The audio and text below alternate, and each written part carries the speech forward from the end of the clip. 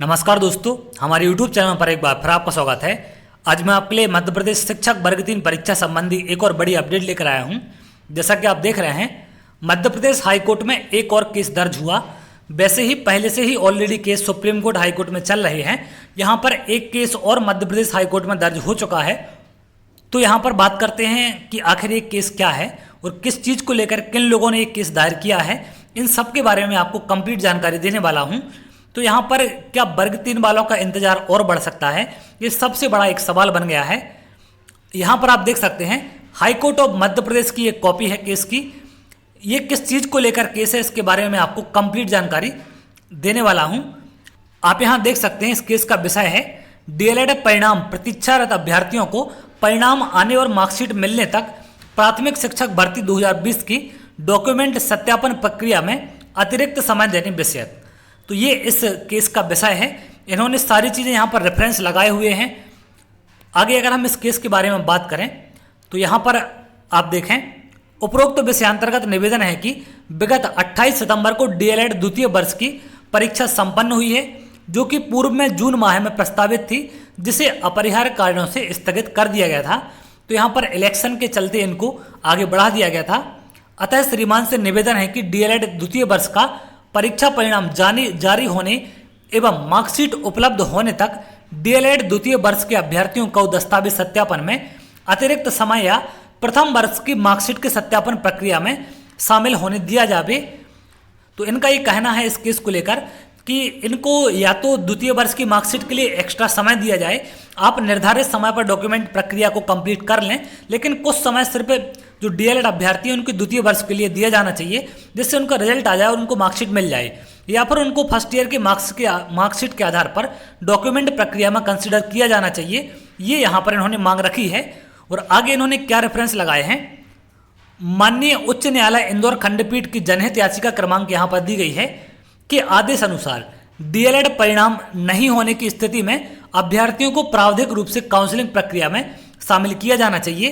तो ये माननीय उच्च न्यायालय इंदौर खंडपीठ का आदेश आया था 2013 की परीक्षा में। तो इन्होंने उसी आदेश को यहाँ पर रेफरेंस के रूप में लगाया है कि अगर उस टाइम मान्य किया गया था तो इस टाइम भी मान्य किया जाना चाहिए। आगे इन्होंने क्या कहा है, माननीय उच्च न्यायालय ग्वालियर खंडपीठ की जनहित याचिका क्रमांक यहाँ दिया गया है कि अनुसार डीएलएड की नेट से प्राप्त अंक सूची को प्रावधानिक रूप से मान्य किया जाना चाहिए। तो एक ये ग्वालियर खंडपीठ का आदेश आया था कि जो उनकी नेट से मार्कशीट प्राप्त होती है या जो आपका प्रिंट आउट निकलता है मार्कशीट का, जब ओरिजिनल मार्कशीट नहीं आ जाती तो उस प्रिंट आउट को भी यहाँ पर मान्य किया जाना चाहिए। ये ग्वालियर खंडपीठ का आदेश था। तो इन दोनों आदेश के आधार पर इन्होंने ये केस दायर किया है। समस्त डीएलएड द्वितीय वर्ष के अभ्यर्थियों के द्वारा ये केस दायर हुआ है। आगे इसमें आप देखें, प्राथमिक शिक्षक पात्रता परीक्षा 2020 नियम पुस्तिका बिंदु 6 स्पष्टीकरण उपबिंदु 9 में अंतिम वर्ष में प्रवेशरत अभ्यर्थियों को पात्रता परीक्षा में बैठने हेतु मान्य किया जाना एवं विशेषतः डीएलएड अंतिम वर्ष के अभ्यर्थियों हेतु प्राथमिक शिक्षक भर्ती परीक्षा में फॉर्म पुनः 11 दिसंबर 2021 से 1 जनवरी 2021 के मध्य खोले जाना। तो यहाँ पर इनका कहना ये है कि सिर्फ यहाँ पर द्वितीय वर्ष वाले अभ्यर्थियों के लिए विशेषकर फॉर्म दोबारा खोले गए थे। तो यहाँ पर आखिर उनको मान्यता क्यों नहीं दी जा रही, क्योंकि अगर डेट की बात की जाए एग्जाम की तो गवर्नमेंट के द्वारा ही इनके डीएलएड द्वितीय वर्ष का जो एग्जाम है उस डेट को बढ़ाया गया था। तो उनके द्वारा कुछ इनको यहाँ पर एक छूट दी जानी चाहिए। लोक शिक्षण संचालन आदेश क्रमांक, ये यहाँ पर आदेश क्रमांक दिया है कि अंतर्गत डीएलएड की नेट से प्राप्त अंक सूची को प्रावधानिक रूप से मान्यता कर दस्तावेज सत्यापन किया जाना। तो ये यहाँ पर लोक शिक्षण संचालनालय ने भी आदेश जारी किया था, वो आदेश भी मैं आपको दिखाने वाला हूँ आगे। तो इन सब के बारे में ये केस यहाँ पर दायर हुआ है। और ये किसने दायर किया है, यहाँ पर आप देख सकते हैं, समस्त डीएलएड द्वितीय वर्ष छात्राध्यापक। यहाँ आप देख सकते हैं ये लोक शिक्षण संचालनालय का 23/9/2013 का ये आदेश है।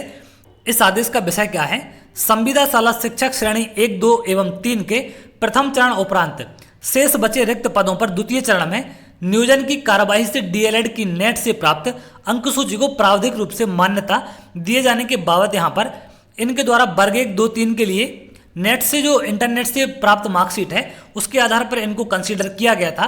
तो ये सारी चीज़ें यहाँ पर इसी आधार पर डीएलएड द्वितीय वर्ष के अभ्यर्थियों के द्वारा एक केस दायर किया गया है।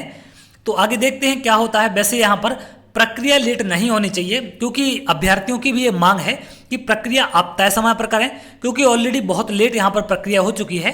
तो प्रक्रिया तय समय पर होनी चाहिए, लेकिन डीएलएड वालों को एक छूट यहाँ पर मिले, जैसा कि 2013 में किया गया था कि थोड़ा सा समय 6 महीने का लगभग वहाँ दिया गया था डीएलएड वालों को सेकेंड ईयर की मार्कशीट सबमिट करने के लिए।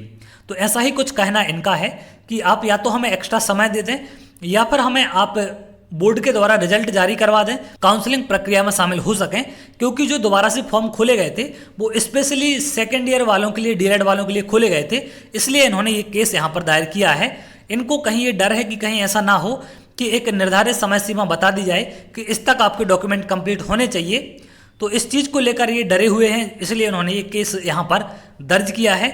अब देखते हैं आखिर आगे क्या होता है, क्या डिसीजन आता है। जो भी आगे अपडेट निकल कर सामने आएगी वो आपसे जरूर शेयर करेंगे। तो अगर आप ऐसी जानकारी चाहते हैं तो हमारे चैनल के साथ जुड़ सकते हैं, जिससे और भी इंपॉर्टेंट जानकारी आपको मिल सके।